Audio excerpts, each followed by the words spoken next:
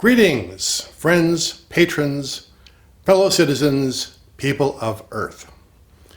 My name is Joe Straczynski, creator of Babylon 5, writer and producer, here for a commentary and discussion about passing through Gethsemane, an episode that many of you requested in our most recent poll, and by gosh, we're going to do that.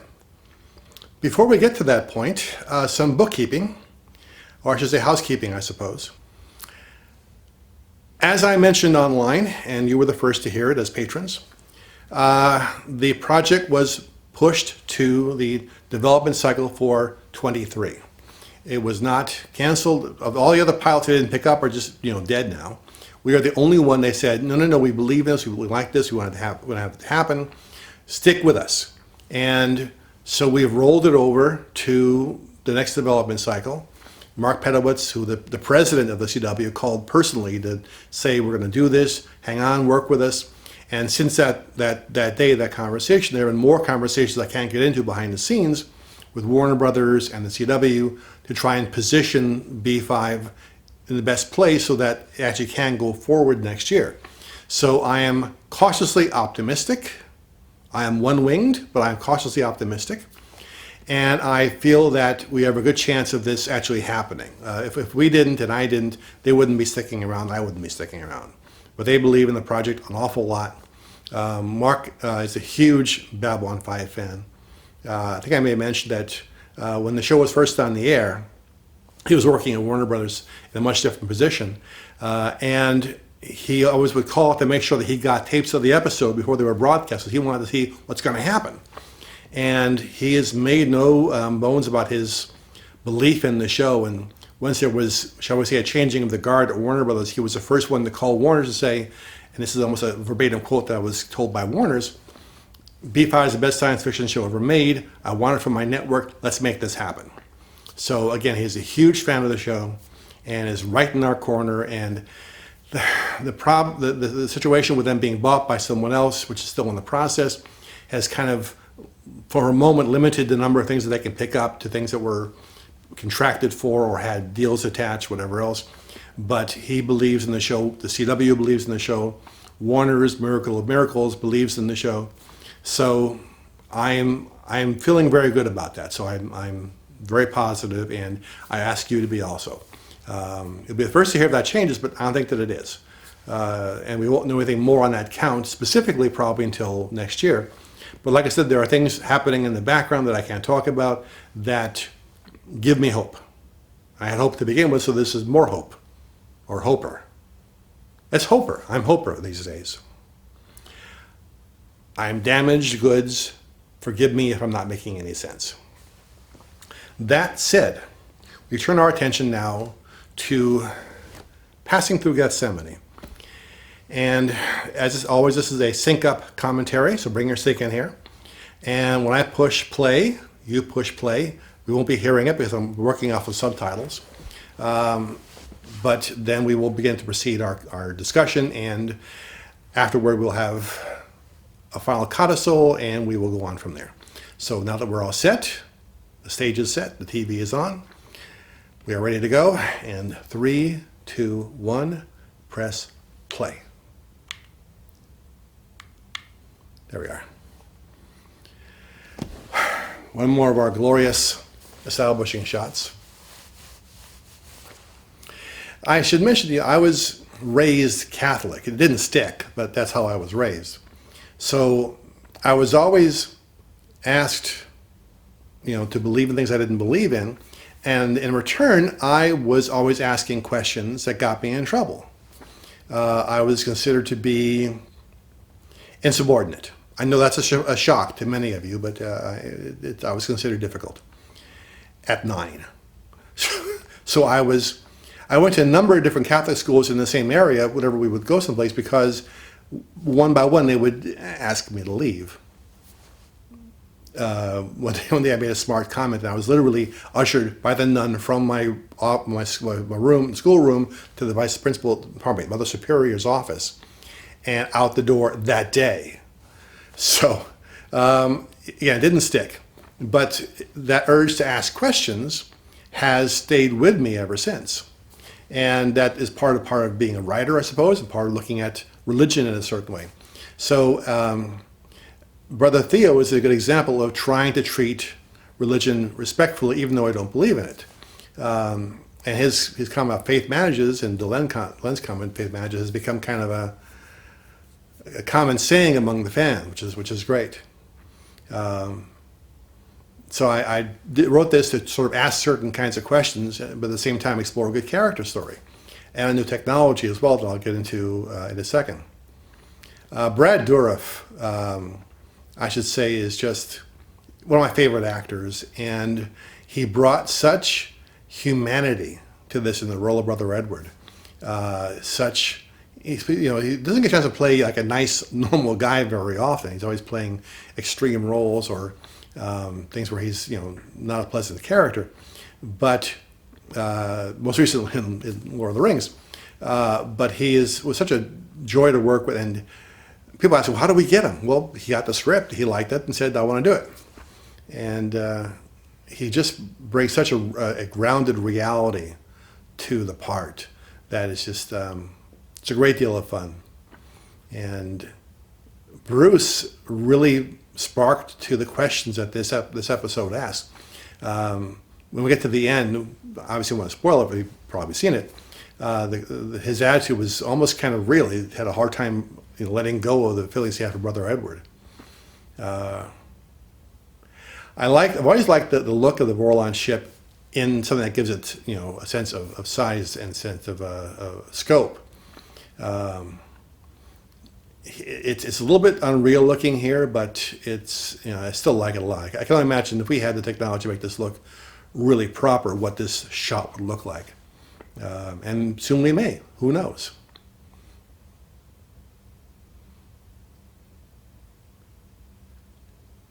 Yes. So this sequence, if this is what I'm thinking of, the return of Leda Alexander.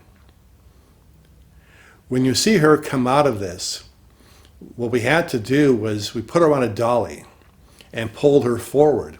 And every time we got the stop point, by the camera, she would rock back and forth, and she kept breaking up. And because it was just like the silliest thing in the world. So we did like 5 or 6 takes of this at least, where she's on this wheeled dolly. We don't want to move the camera, but bring her to the camera rather than the camera to her. And time and again, she hit the end, bounced back and forth, and gave her a line and started laughing. So the take in here was, you can see a little small trace of the smile happening, but we finally got one take we could actually use. And she was very happy to be back on the show. And having lost her after the pilot because, well, the studio negotiator who was assigned to her was a dick. And there was miscommunication with the agent, and things happened. As they say in Phantom of the Opera, these things that do happen. I was unhappy with them, so I corrected them at the very first opportunity. I also want to explore not just theological questions, but also in a way technological and psychological questions, all in the same show. 3 for 1, technology, psychology, theology. 3 times the price of admission you're being given here for nothing. And that is the question of mind wipes.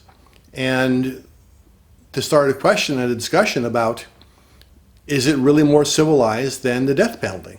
Some would say, well, yes, of course, the person is still around, so therefore it's more civilized. But if you can't remember who you were, if your mind has been erased for all intents and purposes, and you are treated essentially as fodder, they will condition you to like whatever you're doing, and you're just a puppet at that point. Is that really better? So I like the mystery that we set up here of Leda and going to the Vorlons. And in fact, they wanted to see how serious she was, which is why they didn't respond for a really long time. They wanted to see how far she was prepared to go. And she was far enough prepared to go to essentially risk her life by not heading back. And we will start slowly setting up the seeds here and later on that when she came to the Vorlon homeworld, certain things about her were changed. She wasn't quite the same coming out as she was going in. Whether that's the gills, which I kind of went back and forth on using, her telepathic ability was increased, which we'll be seeing that paying off later on. And in a way, she was bonded to Kosh, as we will see a little bit later on. Part of building a universe, as with Babylon 5, is to create the rules, then slowly begin to break the rules. It's construction, deconstruction, construction, deconstruction. So we set up the rules, for instance, of the Psychor. Everyone has to obey them. But now she's come back, and she's not part of that, so now she doesn't have to follow the rules. And other species, we learn, don't have to follow the rules. And we begin to see first how things work when you color within the lines. What happens when you start breaking the rules? And where do you stop? And how does that play out? Seeing things fall apart is almost more fun than putting them together in the first place. It's like you take all these, when you're a kid, all the letter blocks, and you pile them up and you blow them all apart. That's like as much fun as putting them together in the first place. The notion of the monks doing work on the station is actually rooted in reality, particularly during the medieval ages, even today. Monasteries, as he says, they were transcribing scriptures, they were doing artwork. There was a time when they had what they basically called prayer factories. So if you were like a king or a duke or duck, they would go to a monastery after they've been doing a lot of things they shouldn't have been doing, misbehaving and doing terrible things, and hire the entire monastery to pray 24/7 for their souls to be allowed into heaven. So it's like, sin a lot, sin a lot, sin a lot, here's some money, get me into heaven. I'm paying you off, Sin, sin, sin, sin, pay, pay, pay, pay, pray, pray, pray, pray. Sin, pay, pray. It was a pretty good racket for all concerned. The Duke or the Emperor got to think he was being prayed into heaven, and the monasteries got a ton of money. Prayer factories. That's what we lack today, is prayer factories, I think. It's very important for me to keep ISN alive, because we're going to see what happens to them down the road. So even if it's just a small thing in the background, it's still important to keep mentioning ISN. One thing I did during the production of B5 was to listen to the cast at lunch, because that's when they were unguarded and they would talk about things, and I could then say, okay, that's interesting, and I can use that for a character moment. So I learned that Jerry Dolford's was claustrophobic. So I, after that, made a point, whenever I possibly could, to put him into a small, narrow, enclosed space. I knew that he would react appropriately or inappropriately. And we were talking about the death penalty one day, and he made the line about he'd rather have basically bleachers instead of electric bleachers. And that's so much a Garibaldi line that I ended up dropping it into this episode and using that to also cue up the notion of the mind wipe. The lunches were always a lot of fun, and one day we were sitting around with Bruce and Jerry on one side, me and Jason Carter on the other, all in costume from the show. And it was a political discussion, and it got really heated. And at one point, Jason stood up and pulled up what would be the Minbari fighting pike, and Bruce stood up and pulled out the PPG, and Jason says, see, typical American, go for the gun every time. Our lunches were a lot of fun. No one ever got hurt. That's the important thing. So there's a bit of a cheat here. She has gills. Why the heck doesn't he see that? I'm assuming that the Vorlons were able to hide that in some way. I mean, he notes obviously that she's been changed in some way. She's more healthy. no more iron deficiency.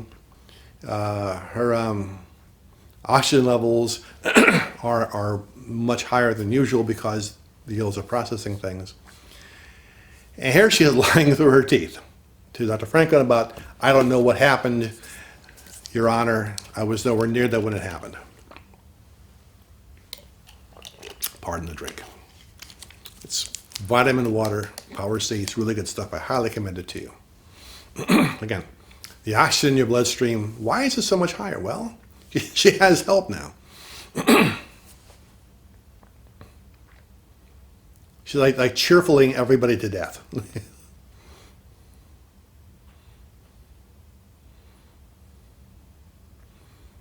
It is also a bit of a cheat to have everyone discussing mind wipes when that comes into the storyline. And by sheer coincidence, it wasn't mentioned like 10 episodes ago. It's mentioned now. But sometimes you got to do that, to make the episode stand alone to a certain extent. This was originally going to be, I think, episode 5 that season. I believe that's correct. And the 4 was going to be Voices of Authority, which would give us more time for Lita's return. But the CGI folks said to me, no, that's not going to happen. We need more time for the effects to get done. Please, God, or Joe, or whoever was reading this email, give us more time. So we did. So we moved this forward and pushed Voices of Authority back. Now, one of the hardest things to do as an actor is to convince someone of something that isn't there, something that will make you look a bit nutty. How do you act nutty without going too far with it? And Brad pulls it off magnificently. This scene, where we have Londo seeing Lita for the first time since her return, but look at the teeth on that guy, holy smokes. We start to see her steel coming into play with. She's a stronger person. She isn't the same one who left there. And I've always thought that his interest in the Vorlon was not just theoretical or tactical. Granted, there's some elements of that. But bear in mind, too, that in the prior season, when Kosh revealed himself, everyone saw something that was magnificent, that was spiritual, that was profoundly moving. Londo said or did not see anything. And I think a part of him would like to know that the whole thing was a setup, that none of it was true. That's why one of the reasons why he's pushing so hard on this. I wasn't sure how to play with that, though, so I kind of touched it a bit to learn. He wants to learn more about the Vorlons, not just because of tactical interest, but also because of his own interests. I ended up playing both in a way that de-emphasized both aspects, and it ends up feeling more about the tactical stuff than I would have wanted, and I think I didn't do this scene very well, which is, again, not bound by the rules. We're exploring the rules falling apart. But when she threatens Londo, it's really when Lita comes into herself as a character, I think, in many respects, because she's not taking guff from anybody anymore. Whoever gets in her face, she will take them apart. And that ability will only grow over time. Londo's hair actually looks pretty good in this episode. That's all I ever see these days. All I ever see is the Centauri hair, and wishing and thinking on some level I probably should have pulled that back a little bit. But you all know the story on that, so I'm not going to dwell on it.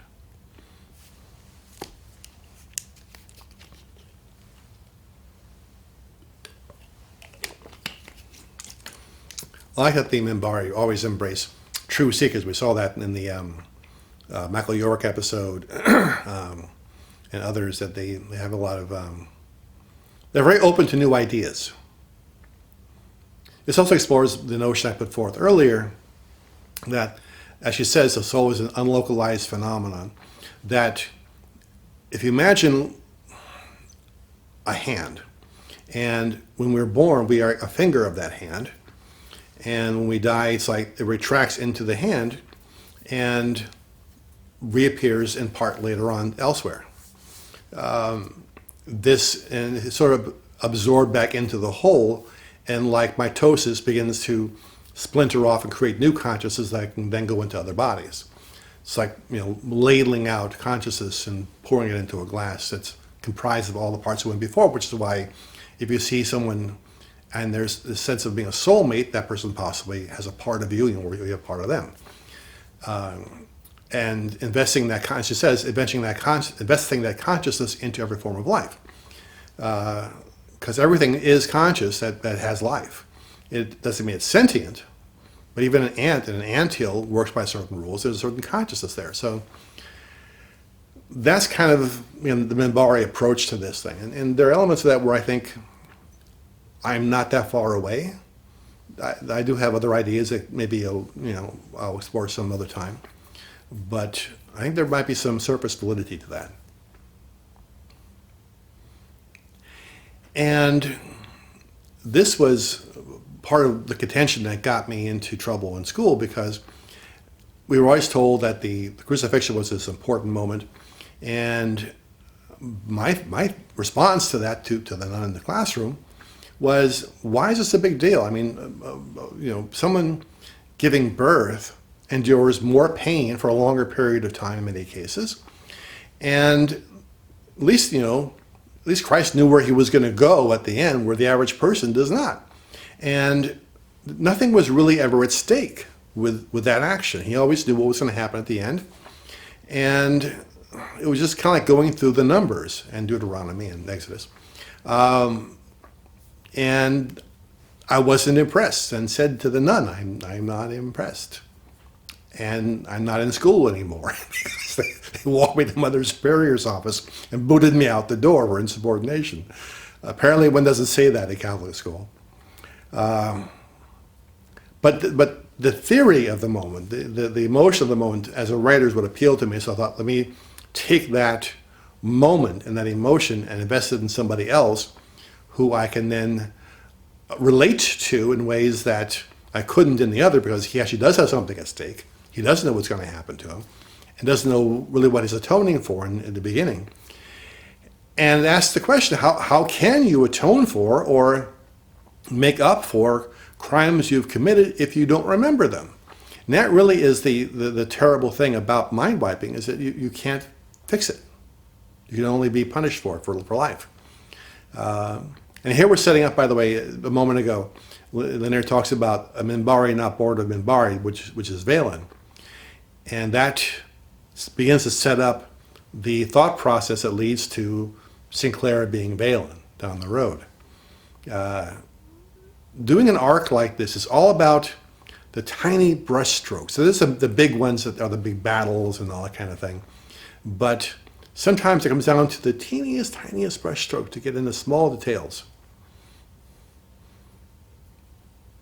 You see the Centauri telepath there, and the Centauri telepaths aren't bound by the rules of the Psychor. And that's what triggers this particular sequence. It's an implanted thought process. In a weird kind of way, it's like a murder mystery, because I felt like a resonance of Murder, She Wrote at times while I was working on this thing. Again, here we have, as I mentioned before, the hardest thing for an actor is to play someone who's losing their mind without pulling down mad scene number 5 and going to the extremes with it. And how do you do it in ways that feel sympathetic? It's such a hard line to walk. But Brad plays to the fear, less so the chaos as the fear and the confusion. And he wasn't afraid to just go for it. He had his personality comes through. It's the fear of it, and for him to take the water off the floor in his mouth. I've been on that floor, and that's a brave man. I'll tell you that much right now.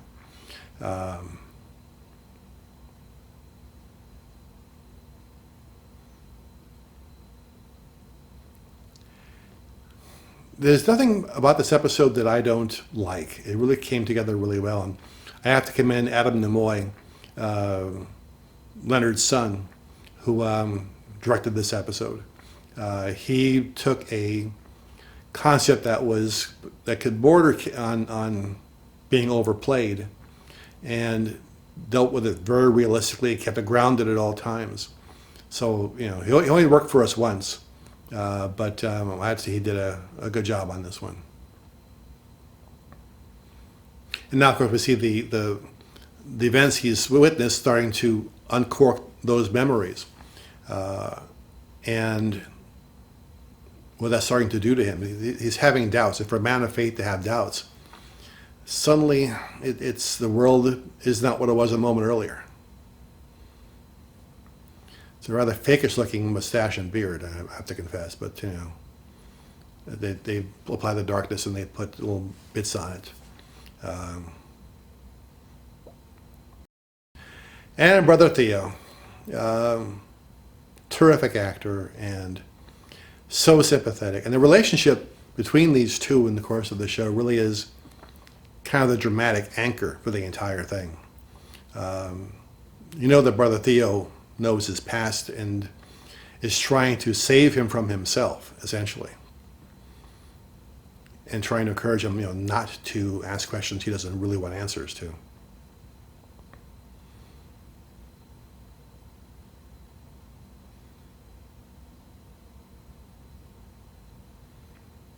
I'd be curious in the comments below if do you think that mind wiping is more civilized than the death penalty?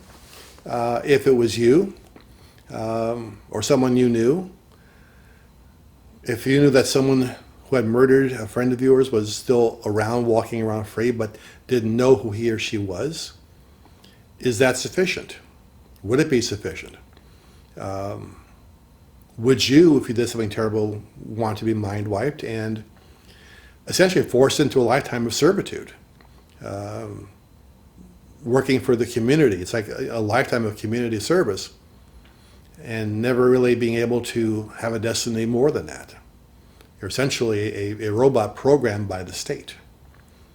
So it's a touchy issue, and which is why I wrote about it. I'd be curious to know where you stand on this. A slight break here. There was a incident at the door. Someone came and got in the way. So we're now looking at Brother Edward as he is looking at the computer system, asking questions he should not be asking. I live in a neighborhood where sometimes weird people walk up to the front door and looking for the wrong address. We're looking for the right address, but they found the wrong address because the houses in my area don't always have good markings. And so at this point, a number of folks who were reading the script were concerned that at this point, Brother Edward's going to become what he was before. And I remember we were all at lunch, and Rick Biggs was about half or two-thirds of the way through. And he said, "This guy better not turn out to be a bad guy again because I like him too much."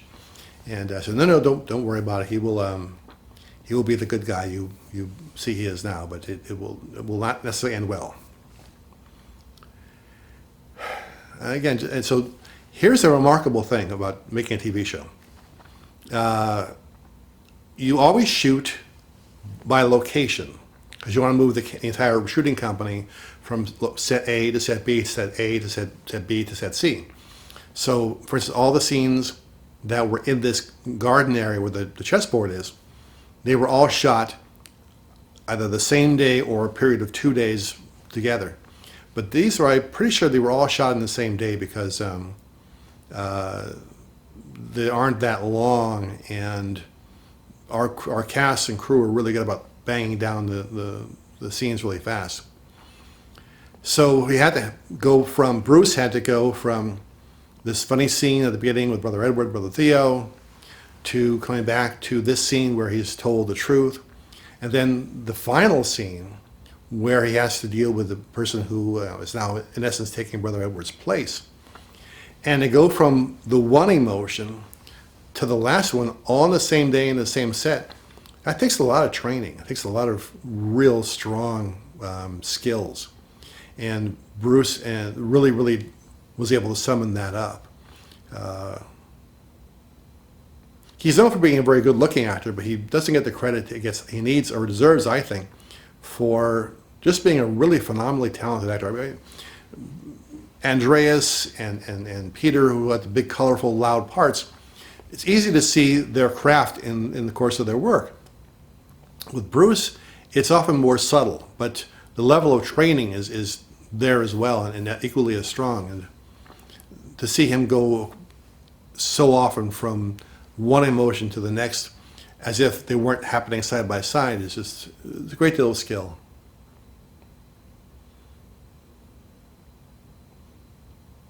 And now we're starting to see where that would unravel. Now we're starting to play more the shades of I'm not well. Something here is not right with me.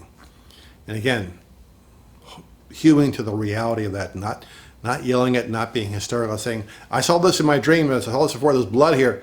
He goes in the other direction. It was small. No, there was blood right there. And in film and television, particularly in television, it's a close-up medium. Films tend to be more big in scope and scale. Television, it all happens like right here, just like 4 inches from the camera. And when you therefore film television, you always have to go small. The smaller you are in terms of your performance, oftentimes the more powerful it is. And you see that both in rehearsal and on stage. Michael Caine pointed out that if you're rehearsing a scene off set, and someone walks up to you and he sees you talking to the person, they will think it's just a regular conversation. It sounds like a regular conversation, not that you're acting. And then you have to bring that same sensibility into the performance as well. So it's just, you're just saying it very quietly, very earnestly, and believing in what you say.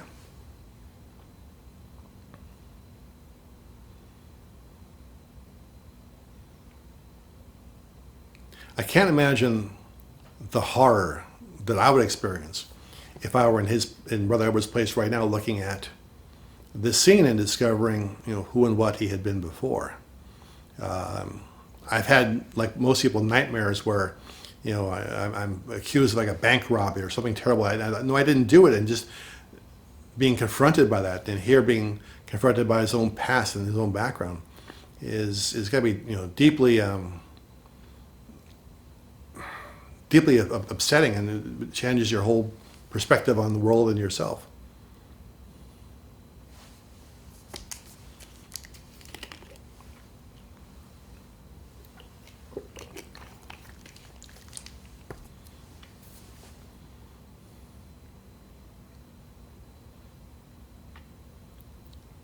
I like the dynamic here between Bruce and Jerry, and they were always really good, even on monitors with each other. They had great chemistry in person and monitor to monitor. There was a period where a lot of our cast members lived with each other for a while. Andreas gave shelter to Jerry for a while when he was going through his divorce, and Bruce also opened his doors to Jerry to stay there for a while. And it's often said, of a cast or a crew, well, they were family, they were great friends. With B5, it was really true. And whenever someone was in trouble, other cast members or crew members would step up and help out. And for Andreas and Bruce to bring Jerry in and let him couch surf basically for months at a time says a lot about our cast. And they're still close. I mean, if you see Facebook or Instagram pictures, they still hang out. They still have dinners together. They still go on vacations together. I'm not invited, of course, because I'm dad. And when you're dad, you're no fun. And they've always felt like, they have to be a certain way around me. I said, no, you can be whatever you want to be, but that dad thing still goes on. So I'm really kind of caught in that respect. So the cast don't ask me to go out with them a lot. And if they see this, I'm lonely. You have to call me. And now we see Brad really starting to go off, where he says, that he is a murderer, that he's finally really coming to terms with himself. And the anger is there, and the frustration is there, but also the resolution is there. Again, Brad gets to play so many different colors in this thing, so many different shades, from a nice guy to confused to mad to resolved to angry. And there isn't a lot of room in the average TV show to play all those different shades. But here he gets to do that. And he plays all those different textures magnificently.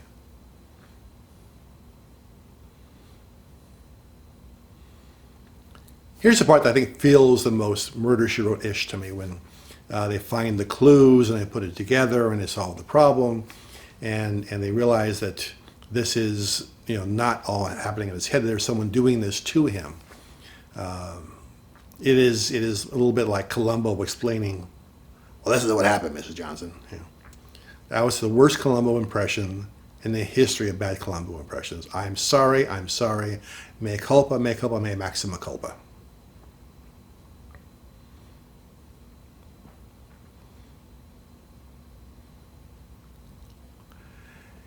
You know, now we get into the question again of different species and how their telepaths work, and the notion that Centauri telepaths really don't have the same rules.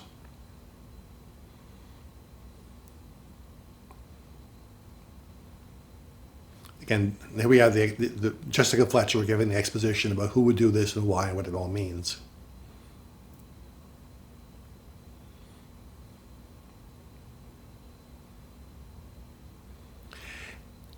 I don't know if I would have the resolve or the courage to do what Brother Edward is doing were I in his position. I think I would run.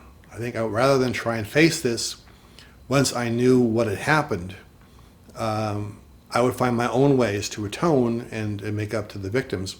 I would not step up and willingly put my head in the lion's mouth. But he does.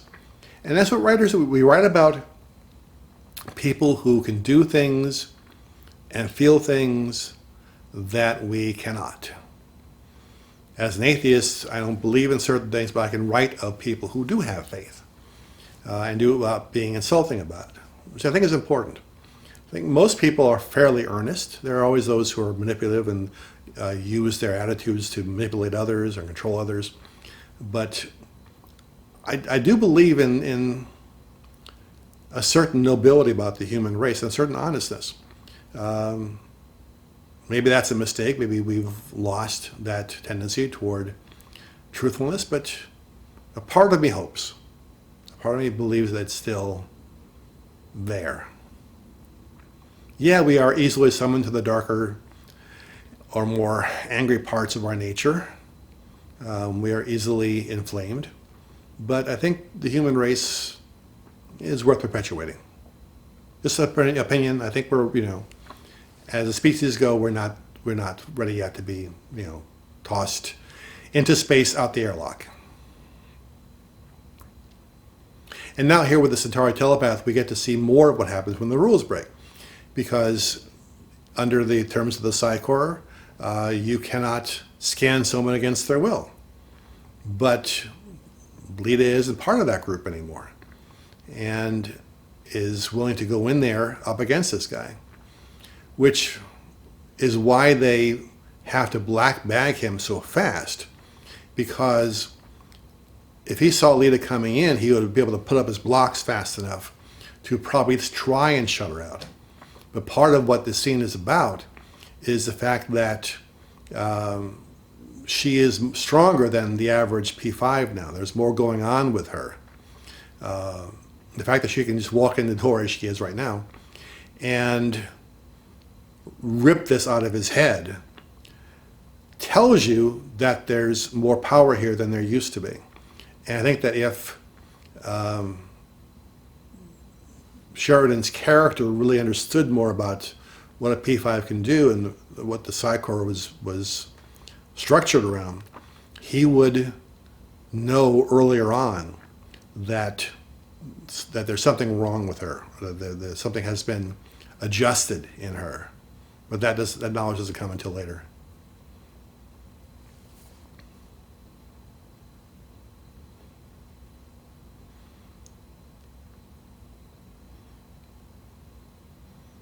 And here, of course, we have, in essence, the remaking of the crucifixion. He's on the rack, hanging there. I think this is also the same area where we, not by term in the script, but in terms of the set, you had the old comes the Inquisitor scene. So it's kind of fitting that they take place kind of in the same basic set.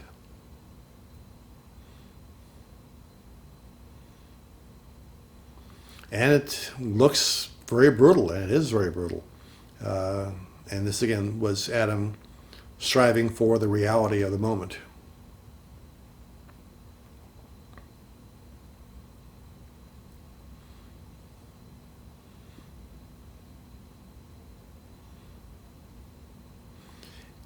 I see that in the subtitle that they had, it's all right, A-L-R-I-G-H-T, and as I recall, I tended to use A-L-L-R-I-G-H-T.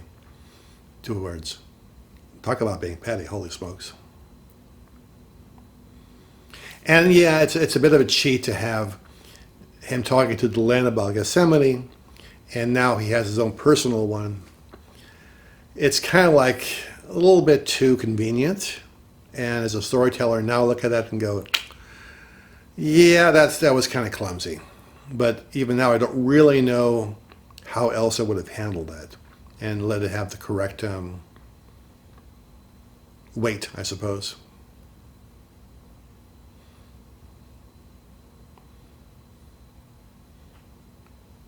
This actor did a great job of coming across as being really unlikable as the guy who takes out Brother Edward. So again, seeing Bruce go from this attitude, which he was really authentic, this guy made him not like him. So to try and shake his hand later on was so hard for Bruce.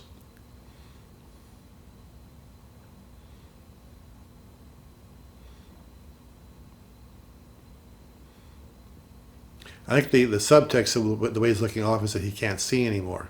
That his brain's been damaged to the point where now he's blind. Of course, you have the Catholic ritual for the dead and the dying, rendered here in really a very sympathetic way, a really compassionate way. And it would be good to think, as a writer, as a viewer, that if there is salvation to be earned, that he earned it. That he confronted his past in a way that I would think would bring absolution. Frankly, if there was any kind of a deity looking on at this moment that did not provide absolution, on the day where I go to the other side, if I was invited in, I'd take up my bags and go somewhere else. I wouldn't want to hang out with him.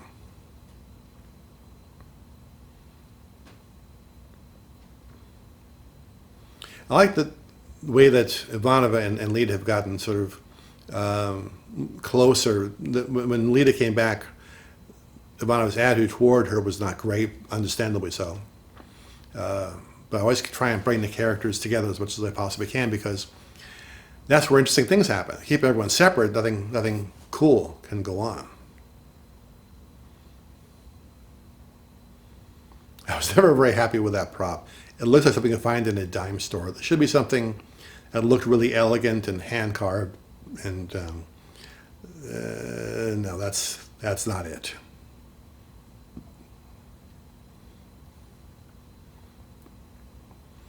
The scene here is also to test, what level of faithfulness can Sheridan bring to the question? To what degree is there hypocrisy in his own stance? If he believes that Brother Edward was a good guy, and that the mind wipe was the right way to do it, then he has to believe it about this guy as well. Look at that expression on Bruce's face. Holy smokes.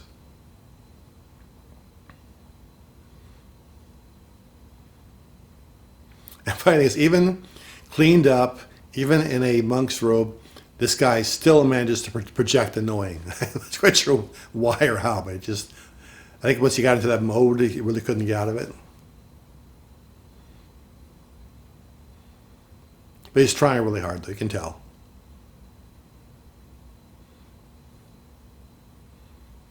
Yeah, for as long as I can remember, which of course, those are all fake. And when he flinches when the hand goes out. Can Sheridan buck up and do the right thing? And he was challenged by Theo. It's the writer challenging the character. Can you abide by your own words? Can you live by the things you say you live by?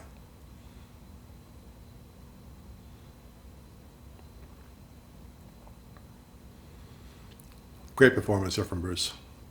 Really did a good job. I'm very happy with this episode. I was afraid when I wrote it that it would be considered a minor episode because it didn't deal with the big arc stuff. It's like 90% standalone, and in this season there weren't a lot of those. But it became a fan favorite very fast, which surprised me and was very gratifying. Here, where we see Lita coming in and sort of Kosh returning to himself, here we set up the notion that Kosh can implant himself in others. This is the beginning of the process that culminates in Sheridan having a piece of Kosh in him later on. Again, everything in TV and storytelling, you have to set it up, then you pay it off. And if you don't pay it off, if you don't set it up, you can't pay it off. So this is part of that process. So that's the episode. That is Passing Through Gethsemane. I hope you've enjoyed this. There's a lot, going back to what I said at the very beginning, there's a lot of other stuff that's percolating in the background about Babylon 5. One thing I hope I can announce fairly soon. The other one is stuff that is related to the CW and Warner Brothers that I'm hoping we'll have some breadcrumbs you can drop along the way. But suffice to say, there are some very cool things happening in the background right now that are actually real. And I look forward to sharing those with you. In the interim, until next time, thank you for your patience. Thank you for watching. Thank you for coming with me on Passing Through Gethsemane. I hope this was enlightening, enjoyable, or at least not terribly annoying. And we'll see you down the road. Stay out of trouble.